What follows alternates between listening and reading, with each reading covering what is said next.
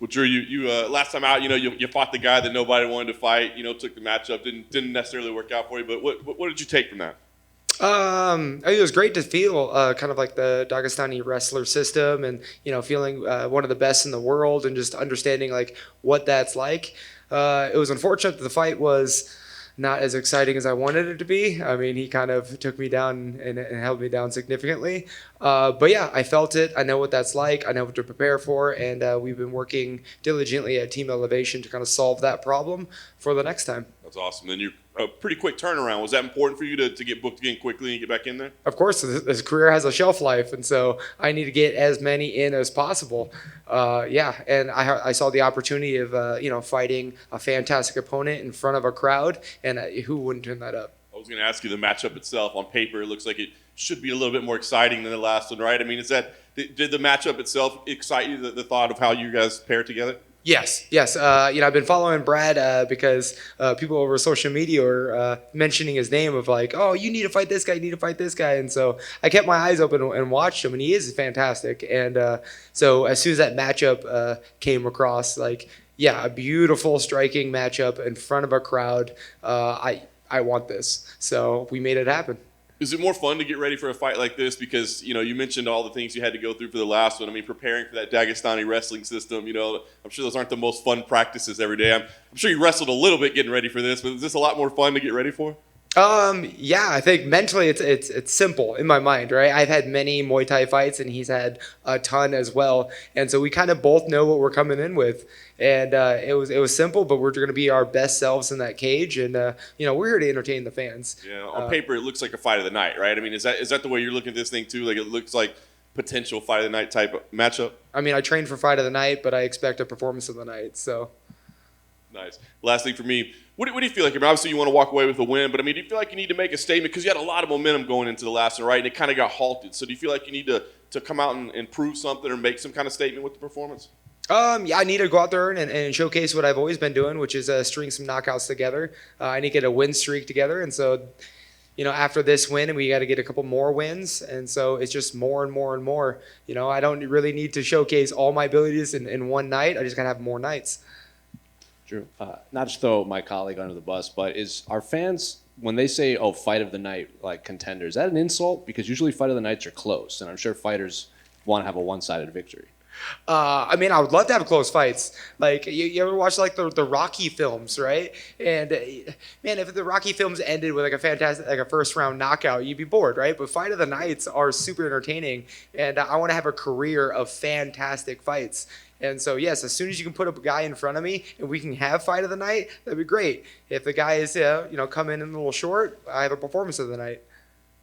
And then you mentioned that he has like an extensive Muay Thai background. Obviously, he's trained at Tiger Muay Thai. You yourself come from a striking background. How would you compare your style of striking to his? I think I'm a little ahead of him in the transition of mixed martial arts. The sports are slightly different, and so I had to make that transition of how people strike in MMA, and I feel like he possibly might still try to strike like they do in Muay Thai or in kickboxing. So, my goal is to showcase more of a mixed martial arts than just coming in and trying to Muay Thai each other in 4-ounce gloves. And then before your last fight, you were kind of joking that your inbox kind of blew up on the DMs with all of Islam's fans. Probably not the case this time with Brad. I know his team has a big following, but not specifically the Australian New Zealand crowd. I mean, the Russians are still after it, right? Like I get tagged in Islam stuff all the time. So yeah, I'm tired of seeing his face. But yeah, I think more people are just excited whether you want to see me win or lose. People are just very excited for this fight, and so I've been getting a lot of positivity, optimism.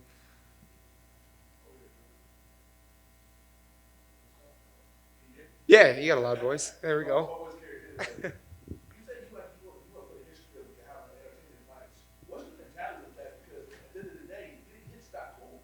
I mean, it depends. I feel like I'm calloused to that idea. I really enjoy getting hit in the face. I preferably hitting him more than I'm getting hit.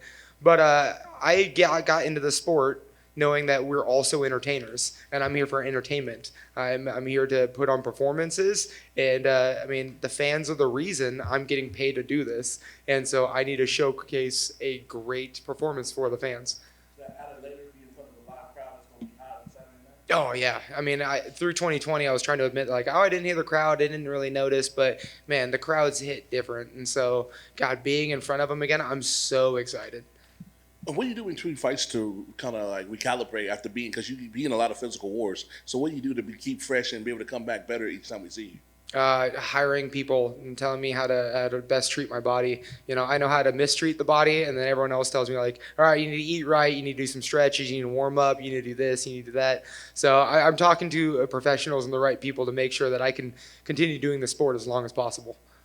And this is off the grid. Who's somebody that you want to see before you end your career, just from a style wise, like we're gonna put a hell of a show on, regardless if it's a year from now or before you hang them up for good. Who's somebody that you think you have to see? Paul Felder hung it up, and so that would have been a fun one. But Dustin Poirier is incredible. I would love to exchange with him. Conor McGregor. I'm saying like if they're looking for a backup, depending on how Saturday night goes, I would love to be a backup for that fight. But the reason I'm trying to get the win streak going and put the performances together because these are the type of guys that I want to exchange with and put on shows for you guys. What about Gaethje?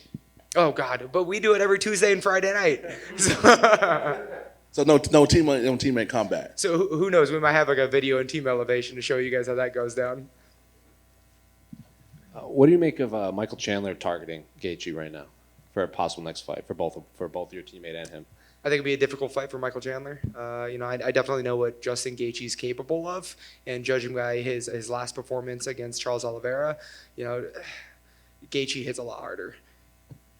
What do you make of Charles as a champion? I think like a lot of people like they viewed his early career. He had like almost a 500 record in the UFC. Then he strings all these wins together and is now champion. Kind of he himself's like new era in this division, everything. So what do you make of Charles as your division's new champion? You're only as good as your last fight, and so who cares how many losses you had, like how often you've struggled. We don't need seamless and perfect records to become world champions. And so we needed to just learn from our failures and grow. And I mean, that's why I love you guys. Like, I'll get a win Saturday night, and who cares if I've ever fought Islam, right? Like, it doesn't matter what you've done. It's just what you've done recently. And Charles Oliveira showcased that it doesn't matter, what kind of struggles you went through. Everyone has a chance to be world champion.